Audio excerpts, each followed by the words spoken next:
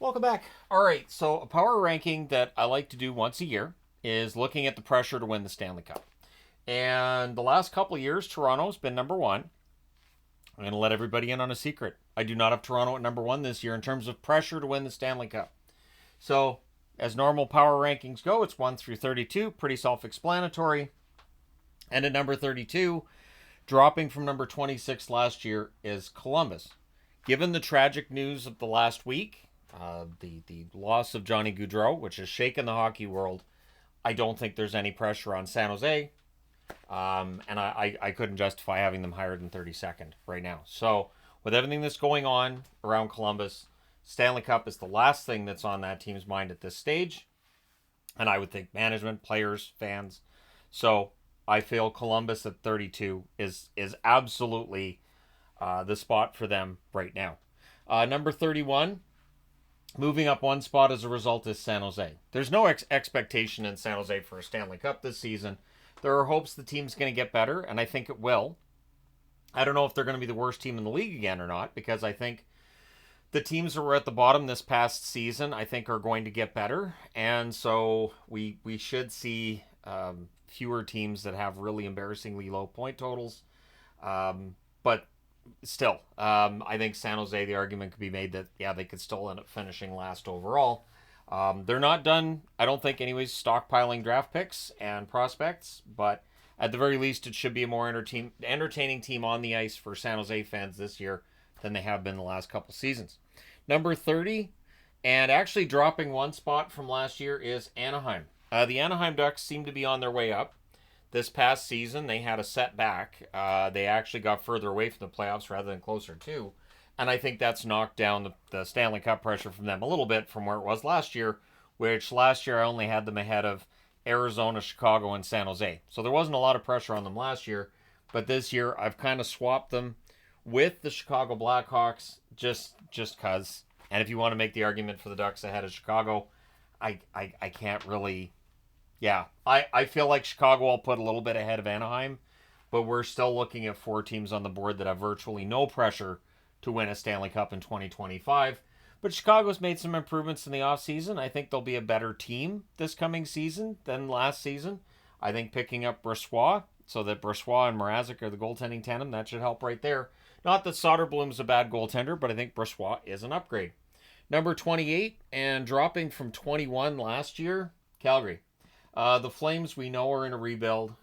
Most of their veteran talent, especially if on an expiring contract, has exited the team. There are still rumors out there of other players potentially exiting the team. And for the Flames, it definitely feels like it's going to be at least, I would think, a couple of years of going through some sort of a retool. We'll see if they do a full-on rebuild. I don't think they need a full-on rebuild, but I do think we'll see some sort of retool. They're going to want a top draft pick this coming season. And so, yeah, there's no pressure on Calgary to win a Stanley Cup. Number 27, and moving up one spot from last year, is Philadelphia. As a result of Calgary dropping down, Philadelphia moves up. Is there pressure on Philadelphia? No. That being said, John Tortorella does get more wins out of them than I think another coach might. And so I have Philadelphia 27th on the board. And you guys can let me know your thoughts on this. But I don't think there's any pressure on them to win the Stanley Cup.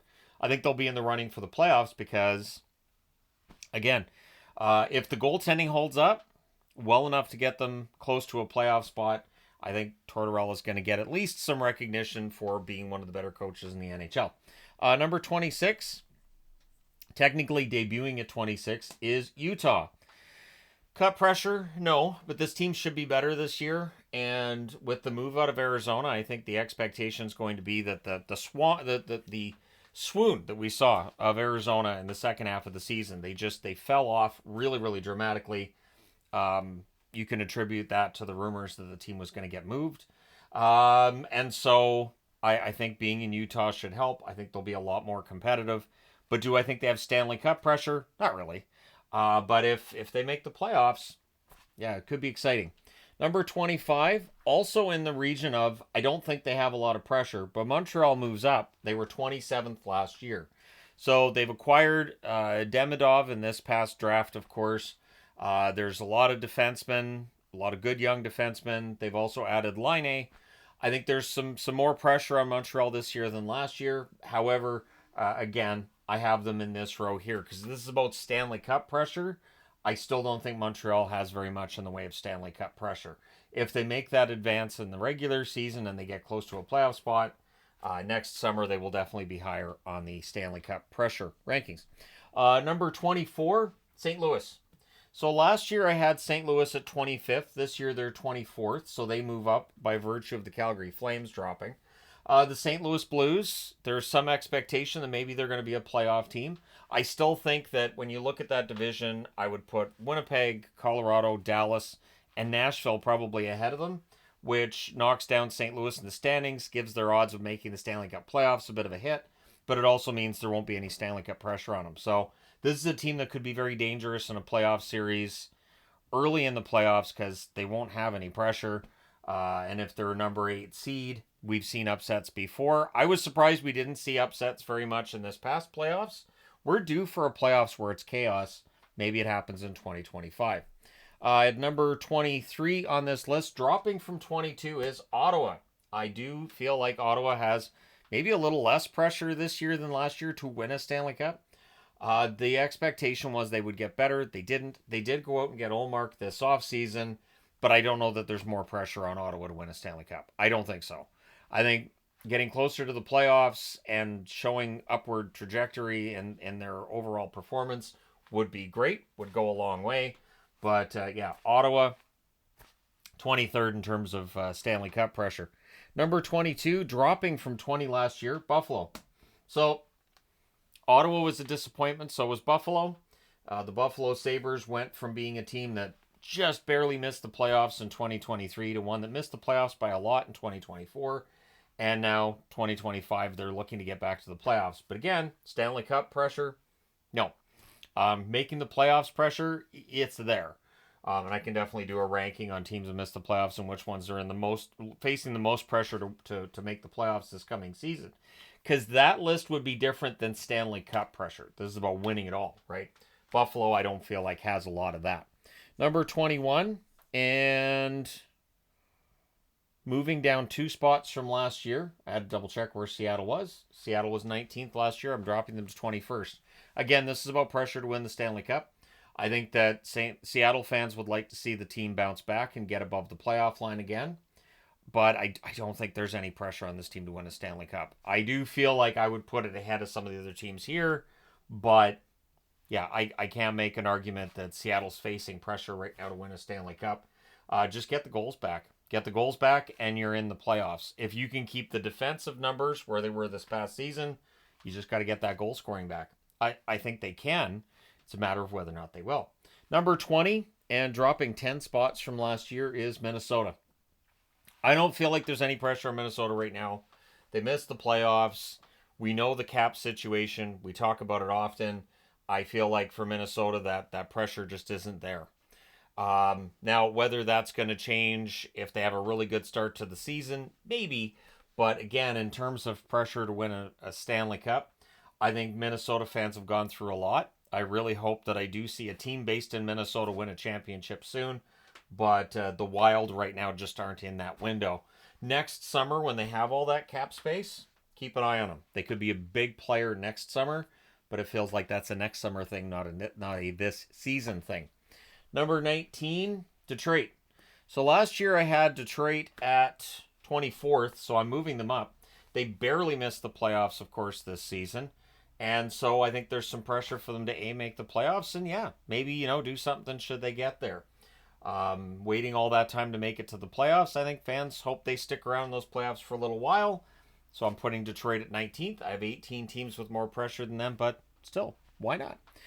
Number 18, and dropping from 14 last year, is the New York Islanders. So they get their new coach in Patrick Roy, but I don't feel like they have Stanley Cup pressure right now in comparison with the 17 teams ahead of them. Patrick Roy is an excellent coach. I still feel that way. I know there's some who don't necessarily agree that he's an excellent coach, but I thought he did a good job in Colorado, and he waited until the exact right moment to come back, and now the Islanders have given him that chance. So I do think the Islanders are going to be tough, But Stanley Cup pressure, I don't see it for them right now. Again, comparatively speaking with the ones ahead of them. Number 17, and dropping from 12th last year, is LA. So this might be where expectations come in too. So the pressure is related to expectations. Expectations for the Kings this year, not where it was last year. The Dubois experiment did not work out. They've traded Dubois out. Now they've got Darcy Kemper in. But have they downgraded their goaltending position? Do they still have a team that's going to be a playoff team this coming season?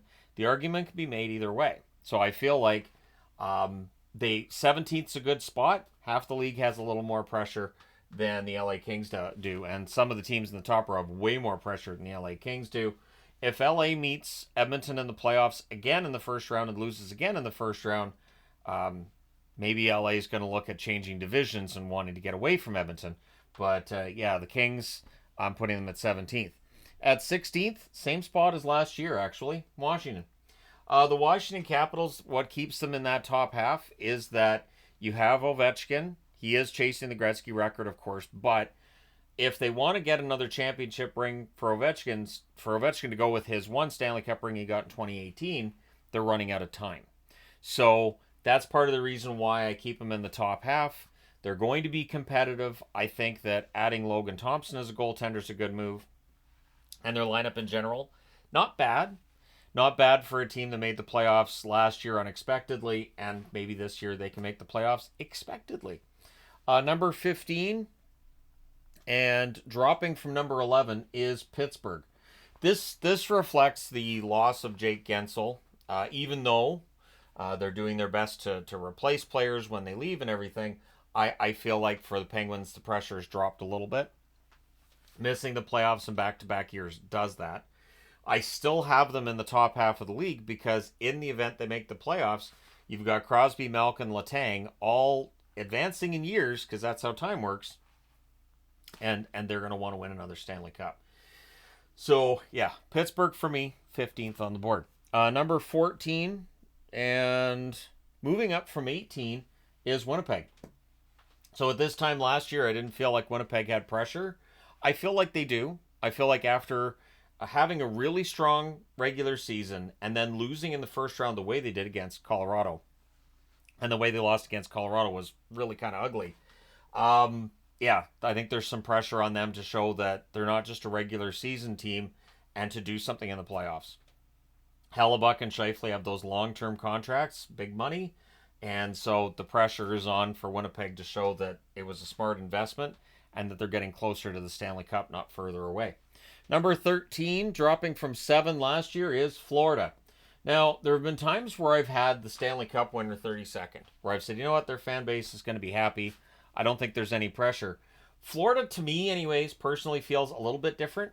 It feels like Florida wants to go back to back. They want to, because the video that I did on the Florida Panthers, where I said, you know, I think they could go back to back. The official Florida Panthers YouTube account commented on that video a few days ago and said, yeah, we think we can too. So for that reason, I've kept Florida in the top half. I don't think they have as much pressure as other teams because they just won the Stanley Cup. But I think there's still some pressure there to show, hey, we're going to win back-to-back, especially since Tampa Bay won back-to-back. Now, Florida's going to want to win back-to-back just to make sure that people understand they can do it too. So we'll see how Florida does, but I have them at 13th, rounding out that row. Number 12, moving up from 23rd last year, is Nashville. Because you add Stamkos, you add Marchessault, you add Shea, you add pressure. This is a team that made the playoffs when people did not expect it this past season.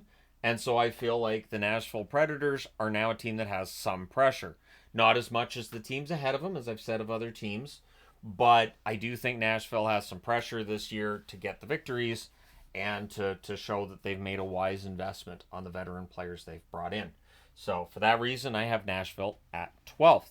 At 11, dropping from 8th last year, I have Tampa Bay. So now, the loss of Stamkos means that Tampa Bay, for me, drops off a little bit. Nashville moves up a lot. And I don't think the expectations on Tampa are as high because now they've lost in back-to-back years early in the playoffs. And if you look historically at the NHL and champions and what they do after, when they have those back-to-back early exits from the playoffs, very often that signals the window is closed, the door is closed. Whichever entrance or exit you're looking to use for Stanley Cup chances or just to get out of a place or into a place, those all seem to be closing up on Tampa Bay. So this is important to them to show that it's not completely closed, but it does drop them down a bit from where I had them last year. Number 10, moving up from 15th last year. So Vegas, I had some pressure on them last year, even though they had won the Stanley Cup. So keeping them in the top half, again, a little bit different. But I think Vegas did want to show that back-to-back Stanley Cups was possible. And now that they got knocked out in the first round in 2024, the pressure is going to be there for them to show that the loss of Marchessault isn't going to cripple them, that the changes in goal and elsewhere on the team aren't going to either. They want to win. They want to win another Stanley Cup. This is a team that wants to win. They do not want to be a team going into a rebuild or a retool, and they're going to fight it tooth and nail. So Vegas, to me, ends up in the top 10 this year. Number 9, moving up from 13 last year. So Boston dropped to 13th because without Krejci and without Bergeron, you could see this team was probably past its best years. But with the additions in the offseason of Zadorov and Lindholm, I feel like there's a little more pressure. Plus, they move Ullmark. They give Swayman the net as the starter. They have to sign him, though. That's one problem Boston has right now is he's not signed. But that being said, once Swayman is signed, and I'm trusting it'll happen soon, Boston has some pressure to win. There are some veteran players here who are, again, advancing in years. Marchand's one that stands out. And so if you're going to win during their careers, you got to do it sooner rather than later. I think there's some pressure on Boston and pressure on Lindholm and Zadorov to show that those contracts are completely and totally warranted. Number 8 on the list, dropping from number 2, is Carolina. So I still see Carolina as being a very good team in the East. They could very well still be top 3 in that division, but I do feel like the pressure's dropped off a bit. They've lost some key guys, and I do feel like the pressure's probably dropped off for them a little bit. Keep in mind that in previous go-arounds, I remember the 1997 Detroit Red Wings as a team that didn't play as well as the team in 95-96, and then they won the Stanley Cup. Tampa Bay, when they won the Cup in 2020, part of it was the fact that their season went completely different than the one before, where they set records and then they got swept in the first round. So for Carolina, maybe having lowered expectations will lead to greater success. So there you go. That's why they're not in the top row. Number 7, moving up from number 17 last year, Vancouver. I'm very happy to have Vancouver in the top 10 of this because it means they should be a playoff team this year. I've seen some saying, well, maybe they fall out of the playoffs. I would be very surprised and very disappointed if the Vancouver Canucks fell out of the playoffs. I think they have a good team. They have a good core. A lot of it's going to come down to Demko, obviously, and his knee. But Vancouver does have some pressure now. For the first time in the existence of this channel, there is some Stanley Cup pressure on the Vancouver Canucks. And on, Quinn Hughes to keep taking those next steps. Pettersson to show that he had just a down year. He's still an excellent player. There's definitely some pressure in Vancouver, which I think is good in small doses. Sometimes it can get to be a bit much. And as we get higher up on the list here, we'll talk about the ones where I think it can be a little bit much. Number 6, moving up from number 9, is New Jersey. So what's interesting is New Jersey misses the playoffs, but I feel like they have more pressure because they've picked up Markstrom and they fixed their blue line. And we know that's what cost them this past season. And we saw in 2022-2023 just how good New Jersey can be. So if they can get back to that and have the goaltending to back that up, as well as the defensive game, New Jersey should be one of the contenders. And so I do think there's some pressure on New Jersey. Also the fact that the odds makers see them as being a top contender. A lot of pundits think that they're going to have this huge bounce back season to be a contending team again. Yeah, there's some pressure in New Jersey, so they're in the top row. Number 5, same spot they were last year, Colorado Avalanche. The Avs, of course, your 2022 Stanley Cup champions. Getting Landeskog back would be huge. If Nichushkin, after the suspension is done, can come back and have no further interruptions to his career, that'd be fantastic. We shall see if that's going to be the case. But yeah, Colorado, I have them 5th. You guys can, of course, always let me know your thoughts. Number 4, same spot as last year, The Rangers. So the Rangers, obviously, there's going to be some pressure on them to sign Shesterkin and keep him. But either way, with Igor, with Panarin, with Fox, Zibanejad, Kreider, pretty solid all-around team, guys like Trocheck, etc., etc., etc., there's pressure on the Rangers to win a Stanley Cup. Pressure on individual players on the Rangers as well to show that, hey, our big contract's completely justified. And so, yeah, we'll see how things go for the New York Rangers, but I think number 4 is a good spot for them on this list. Number 3, and dropping from number 1, is Toronto. Toronto's been number 1 on this list for years, as I mentioned at the start of this. To me, Toronto doesn't have as much pressure as the other 2 teams on the board. Toronto goes out in the first round again. Matthews takes over as captain from Tavares. And I don't feel like Toronto has this grand expectation. I think part of the reason I drop them down is because with Woll and Stolarz as their goaltending tandem, I don't know how many people are actually going to be looking at Toronto and going, you know what, this might be the year they finally break through. And so my perception that the team may very well be easier for people to look at and say may not be as strong as before is why I think some of that pressure comes off. I don't think the pressures help the Toronto Maple Leafs as a team anyways. I think the amount of pressure that some teams get is a lot. And then you compare that when they're playing against a team that doesn't have that same level of pressure, either from media, from fans, or maybe even just from coaches in the organization. They can just go out and relax and play hockey. And for Toronto, I think that's part of it, that they don't get a chance to just relax and play hockey. Everything is on the line. This is so important. And I don't think that necessarily helps all the time. This is part of the reason why I think players, when they're picking places to go, they like to go to southern locations. Everybody always focuses on the tax, which, hey, fair. But I think there's also the pressure part of it too, where you can have a relatively pressure-free life outside of the rink. And in some locations, I don't think you necessarily get that. Number 2 on the list, moving up from number 6 last year, Dallas.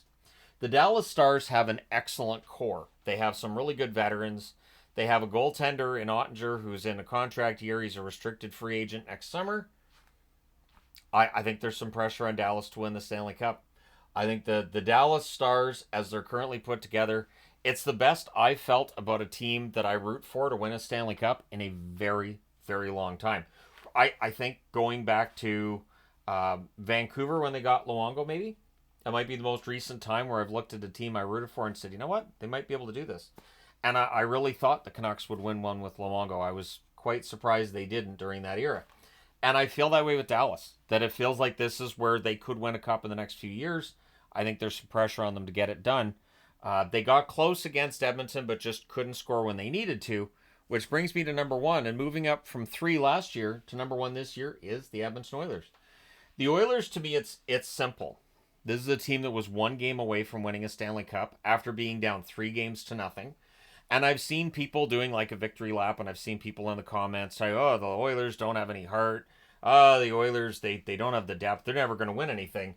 As if we didn't watch them get down 3-0 in the Stanley Cup final and not just roar back to make it a 7th game, but manhandle the eventual Stanley Cup champion Florida Panthers at times in that series. So Edmonton has shown that they absolutely can be a champion. They're just getting down 3-0. It hurt them. Winning 4 games in a row against a team is very difficult, and Edmonton just didn't quite have what they needed to get in that Game 7 to get it done. But I do think that the Oilers are under a lot of pressure to win. They're the favorites to win the Stanley Cup this year, and with Draisaitl's contract coming up, then you got McDavid's coming up after that, there's a lot of pressure on the organization in general. So let me know your thoughts in the comment section below as always. Don't forget to hit like and subscribe in the event you've not done so already. Thank you guys so much for watching. And Stanley Cup pressure power rankings. Let me know who you think has the most and the least pressure. Hit like and subscribe if you haven't already done so. And I will talk to you again soon.